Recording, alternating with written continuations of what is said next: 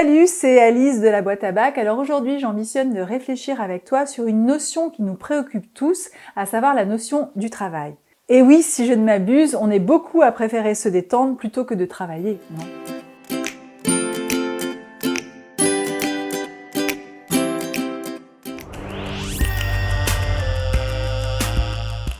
Travailleuses, travailleurs, c'est à vous que je m'adresse particulièrement ce soir. Je suis une femme travailleuse, je suis une simple employée, mais je suis fière d'être ceux qui travaillent de leurs mains et qui ne vivent que du produit de leur travail personnel sans exploiter personne. Notion complexe, on va voir que le travail n'est pas toujours et indiscutablement opposé au loisir. Bon, là, c'est sûr que si j'arrive à te convaincre, on va crouler sous les likes. Bon, c'est pas aisé, hein, mais voyons si c'est mission impossible. Aussi, dans cette vidéo, tu découvriras les différentes définitions du travail et la problématique que la notion soulève, en quoi le travail déshumanise-t-il l'homme, en quoi il le libère, et pour finir, quelle est la valeur du travail aujourd'hui.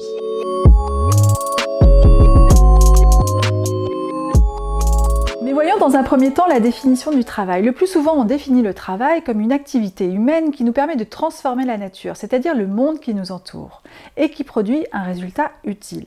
Et plus généralement, on définit le travail comme une occupation qui permet de produire des biens et des services afin de gagner sa vie. C'est pourquoi on parle souvent pour le qualifier de gagne-pain. Mais le travail reste complexe à définir vu qu'il qualifie aussi bien le travail bénévole, manuel, intellectuel que celui de l'artiste ou encore le processus de l'accouchement. Et oui, entre ça et ça, il y a quand même une sacrée différence, non ? Quoique non. Mon fils, c'est quand même ma plus belle création. Or, de l'amplitude du champ que recouvre le terme de travail va naître un des problèmes centraux de la notion.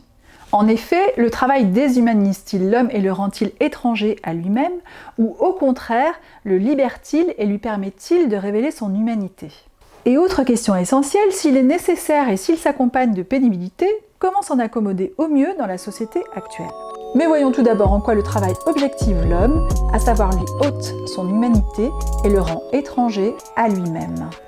Être objectivé, c'est être instrumentalisé, c'est perdre sa dimension de sujet, ne plus s'appartenir et être dans une situation où on perd son humanité. D'entrée de jeu, l'étymologie du terme annonce la couleur sur ce qu'est le travail pour les anciens.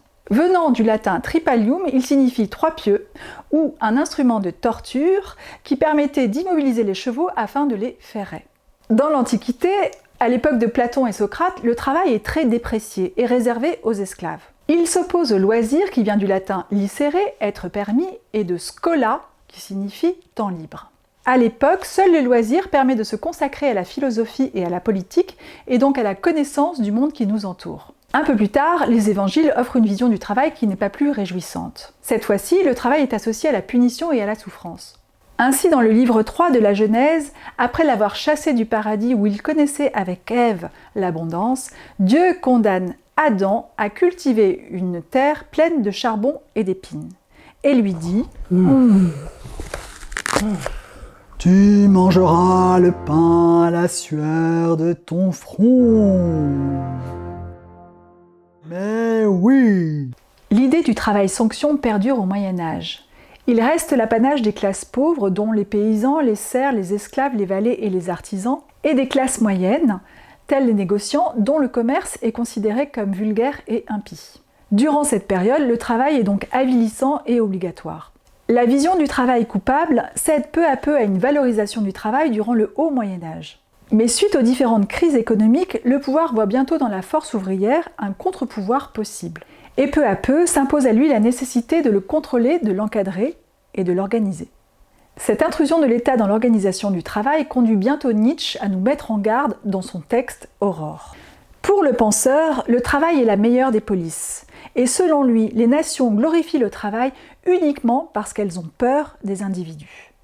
Le travail pénible et impersonnel est en réalité, selon le penseur, une invention de l'État pour abrutir et fatiguer les individus afin de les empêcher de se révolter.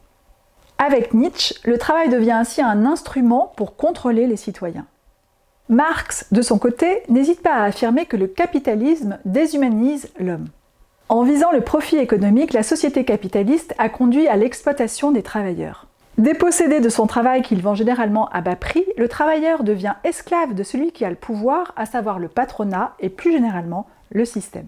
Alors, c'est flagrant dans l'une des inventions du capitalisme, à savoir le travail à la chaîne.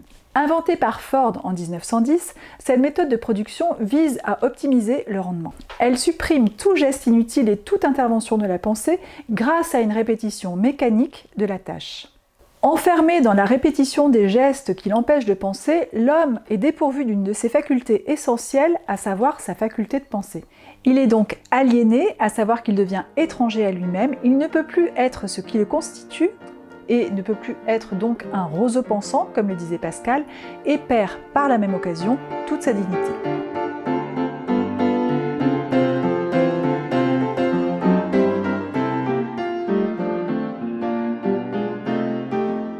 Véritable aliénation, le travail à la chaîne peut avoir sur le travailleur des conséquences dramatiques allant du désintérêt à l'absentéisme, voire à des choses beaucoup plus graves telles que la dépression, les accidents de travail et voire même le suicide. Bon, on peut donc se tuer à la tâche et le travail peut être une véritable aliénation. Mais alors pourquoi dit-on que le travail c'est la santé ? Existe-t-il une autre dimension du travail plus salvatrice et libératrice ? Le travail c'est la santé. Rien faire, c'est la conserver. De toi à moi, je l'espère, vu que comme toi, je suis obligée de travailler. Alors, ce qui ne veut pas dire que je ne prends pas de plaisir. Mais voyons donc dans quelle mesure le travail peut nous libérer.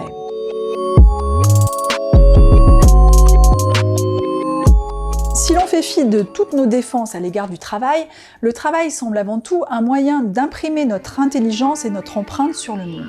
Il devient ainsi un moyen de le transformer à notre image. Et oui, lorsqu'on regarde autour de soi, on voit bien que l'on a considérablement colonisé le monde qui nous entoure.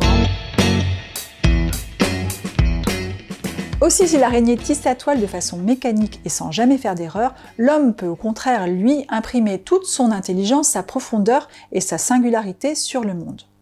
Bon, des fois, c'est vrai, ça pose question. Mais plus sérieusement, c'est ce qui fait dire à Marx que même le pire des architectes est meilleur que la plus vigoureuse des abeilles.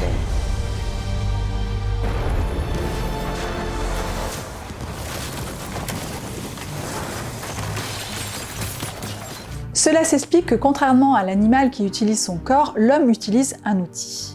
Un outil qu'il guide à l'aide de son intelligence, alors que l'animal utilise son instinct. Et ce, afin d'accomplir une fin, un projet, tandis que l'araignée, elle, agit de façon mécanique. Bon, ok, le travail est un moyen d'humaniser le monde. Mais sur l'homme, que fait-il vraiment ? Voltaire a démontré que le travail éloigne de nous 3 grands mots, l'ennui, le vice et le besoin. Par le travail, tu peux en effet subvenir à tes besoins, boire, manger, trouver un toit pour dormir et vivre. Mais le travail permet aussi d'échapper à l'ennui, qui s'accompagne le plus souvent de sentiments de vide et de désespoir, voire peut tenter de sombrer dans le vice et les plaisirs illicites, lequel donne furtivement le sentiment illusoire d'exister. Et une voix a crié « D'où Jésus, c'est quoi ces putains de bestioles ?» Ainsi, le travail est un gage d'équilibre, un élément indispensable à notre bien-être. Mais le travail, lorsqu'il est choisi, peut être aussi un moyen d'élever notre conscience. Ainsi, travailler ta philo peut t'aider à clarifier l'attitude que tu souhaites avoir à l'égard du travail. Tu peux le prendre comme une corvée ou alors au contraire te passionner pour la matière. Vous apprendrez à penser par vous-même. En dépit de tout ce qu'on peut vous raconter, les mots et les idées peuvent changer le monde. Et de ce fait, choisir une façon plus libre et plus intelligente ta vie. Mais le travail, lorsqu'il est littéraire ou artistique, peut être aussi un moyen de prendre de la distance, par exemple à l'égard des dirigeants ou de l'État. Par exemple, lorsque Picasso peint l'œuvre engagée Guernica, il met à jour la volonté de Hitler et de Franco de terroriser les citoyens. Au même titre que Céline, en 1932, dans Voyage au bout de la nuit, met à jour les atrocités de la guerre à un moment où celle-ci a été glorifiée afin d'encourager les citoyens à partir au combat. En plus de nous permettre de voir clair et de ne pas être manipulés par les dirigeants, le travail peut aussi être un moyen d'acquérir des connaissances, voire de la reconnaissance. Dans la dialectique du maître et de l'esclave de Hegel, on voit bien que l'esclave, tout d'abord soumis au maître, va peu à peu acquérir des connaissances, un savoir-faire, tandis que le maître, enfermé dans son oisiveté, va peu à peu perdre de sa puissance et devenir dépendant du travail et du savoir-faire de l'esclave. Or, pour que le maître ne perde pas tout à fait son statut de dirigeant et que l'esclave gagne en reconnaissance, ils vont pouvoir passer un accord qui va permettre à l'esclave d'obtenir un salaire en contrepartie du travail fourni, et donc de passer du statut d'esclave à celui de salarié. Amélistan! Venez avec moi! Bon, entre nous, ça signifie qu'il n'y a qu'un petit bout de papier entre l'esclave et le salarié, hein. Enfin, c'est ce que j'en dis. Mais en plus de nous permettre d'obtenir de la reconnaissance, le travail est aussi un moyen d'accéder à l'excellence.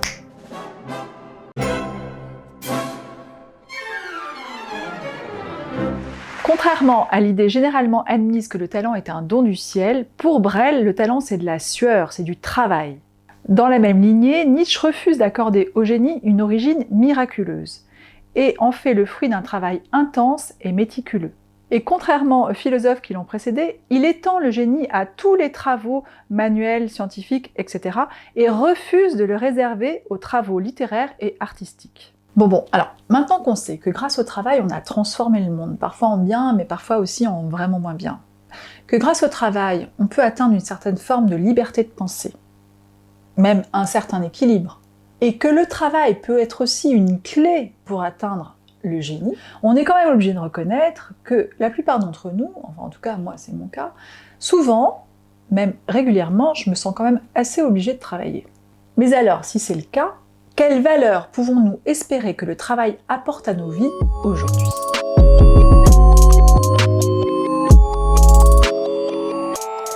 Comment en effet appréhender le travail aujourd'hui afin que ma vie demeure agréable et heureuse ? Autrement dit, et pour paraphraser un slogan de 68, comment faire aujourd'hui si je ne veux pas perdre ma vie à la gagner ? Au XXe siècle, on est d'accord, le travail est valorisé, si bien que la pire des angoisses, la pire des peurs des individus est de perdre son travail et de se retrouver au chômage. Si le travail intellectuel a toujours été valorisé, apparaît peu à peu une revalorisation du travail manuel, si bien qu'il n'est pas rare de voir des reconversions sur le tard dans les travaux de commerce ou d'artisanat. Avec la montée de l'individualisme, les crises économiques et climatiques et la transition écologique qui s'annoncent, il s'agirait désormais pour une partie de la société de réussir sa vie plutôt que de réussir dans la vie. Cela passerait par le fait d'exercer un métier pour lequel on est fait et pas forcément le métier que la société ou nos parents attendent de nous. Exercer sa vocation serait ainsi une des clés du bonheur, un moyen sûr d'ajouter de la valeur à son existence. En plus, en exerçant une vocation, on travaille avec plaisir et le plaisir est souvent un gage du succès. Mais comment prendre du plaisir ? Pour prendre du plaisir en travaillant, tu peux associer le jeu à ton travail, comme le fait le comédien, le musicien, l'éducateur ou encore les formidables professeurs qui ont créé ce fabuleux KitBack. Du coup, j'en profite pour t'expliquer le concept rapidement. Le KitBack de philo est un coffret de révision qui te permet de réviser de façon ludique et efficace. Tu peux y trouver des cartes avec 500 questions-réponses sur tout le programme de l'année, 30 défis et 24 vidéos de méthodologie exclusive. En gros, le bac, c'est dans la boîte avec le KitBack. Pour plus d'informations, tu peux visiter notre site www.laboiteabac.fr. Et voilà! Une autre façon d'associer le plaisir et le travail est de favoriser les activités qui engendrent de la sublimation, c'est-à-dire qui permettent la réalisation de pulsions sexuelles agressives au sein d'un projet ou d'une œuvre. Si tu regardes bien le tableau de Picasso, tu vois bien que toute sa libido agressive s'exprime dans l'œuvre, vu qu'il n'a pas hésité à planter des aiguilles dans les yeux de Dora Maar, qui était sa compagne de l'époque. Alors voilà, dans la vie faire ça, on est d'accord, c'est pas possible. Mais dans une œuvre, tu peux tout à fait exprimer des désirs, même les plus obscurs, et en retirer une certaine jouissance. La jouissance ressentie effaçant le sentiment de pénibilité qui est ressenti habituellement au travail. Mais attention à ne pas fuir tout sentiment de pénibilité ou de frustration qui sont souvent la condition de l'apprentissage. Parfois on travaille, on fait beaucoup d'efforts, on rencontre des obstacles, voire même cela se solde en échec. Mais c'est aussi grâce à cela que tu vas pouvoir tester ta résistance, te perfectionner et apprendre de tes erreurs. Bon, on l'a compris, si on fait un métier qu'on aime, en acceptant les difficultés, les obstacles, voire les échecs, sans renoncer et sans relancer un nouveau projet, ce qui serait une fuite, le travail devient alors la condition de ma perfectibilité. Et dans ce cas-là, on est vraiment bon parce que c'est aussi ce que pensait Rousseau. Mais encore faut-il que l'on s'autorise, selon Freud, à aimer en parallèle de son activité. Là résiderait, selon le psychanalyste, une des clés du bonheur. Pour le père de la psychanalyse, rien de tel qu'une bonne analyse pour se libérer des projections parentales et de ses conflits intérieurs et trouver le sens de son existence dont la vocation fait partie. Mon père était, au fond, c'était un faux bourdon, comme je vous l'ai dit, et en fait, il s'est envolé quand je n'étais encore qu'une larve. Et en plus, il y a mon travail. Ne me lancez pas là-dessus parce que ça me contrarie vraiment beaucoup. Moi, je n'étais pas fait pour être ouvrier. Et oui, il faut parfois plusieurs générations pour qu'un individu s'autorise à œuvrer dans un métier qu'il choisit. De la même façon qu'il faut 6 générations, selon une étude, pour sortir de la pauvreté en France. Mais alors, peut-être que la solution aujourd'hui serait de remettre le travail à sa place. Si il est garant de notre équilibre et nous empêche de sombrer dans le vice, la déviance et la luxure, il semble important de le penser et de le choisir afin de ne pas être dévoré par lui. À force de transformer le monde par notre travail et la technique afin d'avoir une vie plus agréable et confortable, nous sommes peu à peu confrontés au réchauffement climatique qui nous assure un risque lointain mais certain de ne plus pouvoir vivre un jour sur Terre. De la même façon, la course au profit a conduit nombre d'individus au burn-out, un épuisement professionnel lié à un stress chronique au travail. Cette course à la rentabilité a même donné lieu à des choses dramatiques durant les dernières décennies, dont les multiples suicides qui ont eu lieu dans des grosses entreprises telles que France Télécom, EDF, la SNCF, etc. Tiens, et au passage, regarde un petit peu le visage de Tanguy, car lui non plus n'est pas très loin du burn-out. Bon, mais je te rassure, avant d'en arriver là, tu peux bien sûr invoquer ton droit à la paresse, tu sais celui dont parlait Paul Lafargue, afin de pouvoir récupérer.